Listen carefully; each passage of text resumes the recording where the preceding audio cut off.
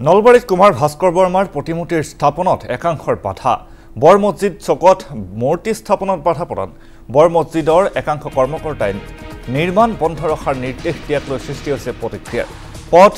বহলীকৰণৰ সময়ত চৰকাৰী মাটিৰে পথ চোৱা নি মূৰ্তি নিৰ্মাণৰ বাবে উলিওৱা হৈছিল স্থান কিন্তু মছজিদ চকত প্ৰতিমূৰ্তি স্থাপনত বাধা দিয়াক লৈ প্ৰতিক্ৰিয়াৰ সৃষ্টি হৈছে ভাস্কৰ বৰ্মাৰ প্ৰতিমূৰ্তি স্থাপনক লৈ অযথা বিতৰ্ক হ'ব নালাগে বুলি মত প্ৰকাশ সৰ্বসাধাৰণ ৰাইজৰ সকলোকে কুমাৰ ভাস্কৰ বৰ্মাৰ প্ৰতি সন্মান জনাবলৈ আহ্বান কলিতা জনগোষ্ঠী সন্মিলনীৰ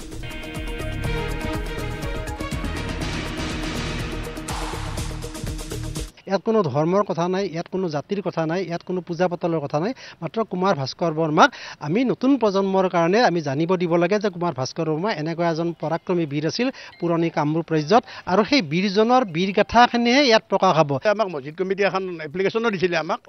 কলিতা জনগোষ্ঠীক আলপান জনগোষ্ঠীক তেখেতসকলে কৈছিল যে জাগাটো অলপ সাল সলনি কৰিব পাৰি নেকি তেতিয়া আমিও কৈছিলোঁ যে আমি আলোচনা কৰি চাওঁ কিন্তু আমি দেখিলোঁ আচলতে তাত কৰিলে মছজিদ কমিটিৰ কোনো ধৰণৰ অসুবিধা নহয় আৰু তেখেতসকলে যিটো শংকা কৰিছে যে এটা মুছলিমৰ অনুষ্ঠান থাকিলে এটা হিন্দুৰ অনুষ্ঠান তেওঁলোকে সেই শংকাটো কৰিছে কিন্তু আমি কলিতা সমন্বয় আমি তেখেতসকলক জনাব বিচাৰিছোঁ সমন্বয় আনিব তাত কোনো ধৰণৰ পূজা পাতল নাই এইটো স্পষ্ট কথা